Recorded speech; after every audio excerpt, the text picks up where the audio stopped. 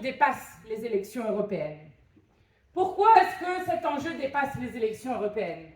Parce que le 9 juin est la seule élection nationale qu'il y a entre la réélection d'Emmanuel Macron en 2022 jusqu'aux élections présidentielles de 2027.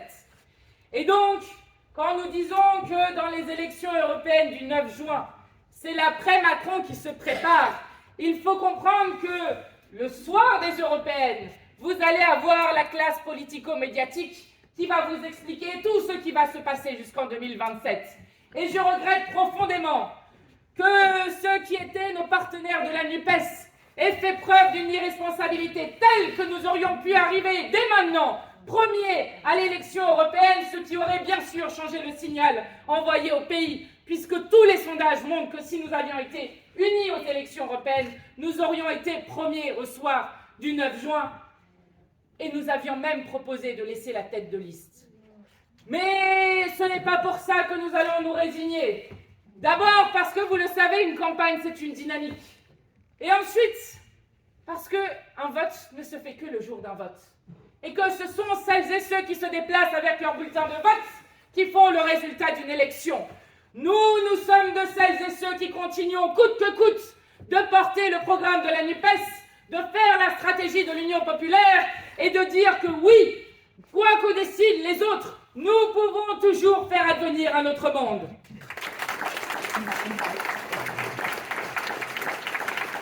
Je le dis, nous ne laisserons pas faire le récit de nouveau pour nous expliquer que la seule alternative qui existerait à Macron serait Madame Le Pen, et que donc si on ne veut pas de Madame Le Pen, il faudrait voter pour Monsieur Macron, et si on ne veut pas de Monsieur Macron, il faudrait voter pour Madame Le Pen.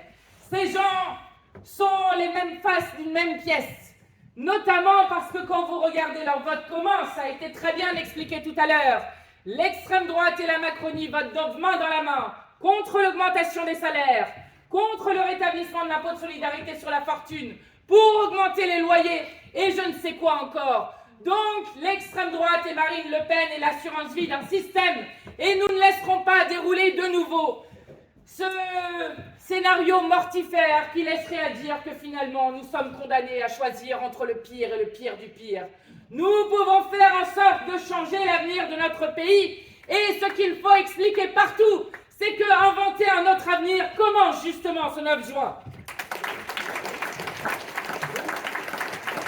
Alors, maintenant que nous savons ce qu'il prépare derrière, Marie Messmer vous a expliqué tout à l'heure quelle était la règle des 3% et l'absurdité avec laquelle elle avait été faite, c'est-à-dire sur un coin de table comme ça où on avait dit 3%, pourquoi pas.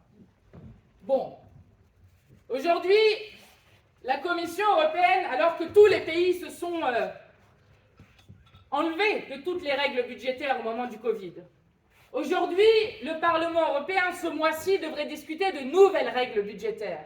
Et nous savons ce qui va se passer.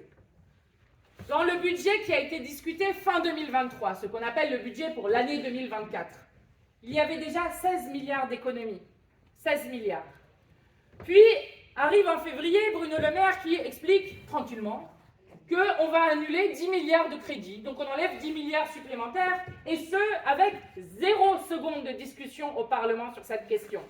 Donc ils ont annulé des crédits sur la rénovation thermique des logements, vous savez, ce qui permet que les gens n'aient pas froid chez eux, qu'ils ne soient pas dans des bouilloires l'été, qu'ils ne dépensent pas je ne sais pas combien justement sur les factures énergétiques. Ils ont enlevé, hop, 1,1 milliard dessus. Ils ont enlevé surtout sur l'éducation, 700 millions sur l'éducation, comme si on pouvait encore enlever à l'éducation alors qu'elle est déjà à l'os. Ils enlèvent sur la santé. Et là, qu'ont-ils annoncé d'autres? Ensuite, ils nous ont expliqué qu'il faudrait faire encore 20 milliards d'économies sur le budget 2025. Et puis, ce jeudi, tranquillement, ils viennent et ils expliquent qu'il va falloir encore enlever 10 milliards maintenant. Ce qui veut dire que ce qu'ils sont en train de préparer et de faire est la pire cure d'austérité que n'a jamais connue notre pays, jamais, et qu'ils demandent donc 56 milliards d'austérité au pays en moins de 2 ans. Alors 56 milliards, c'est un chiffre intéressant, parce qu'il se trouve que nous, on a calculé les cadeaux que Emmanuel Macron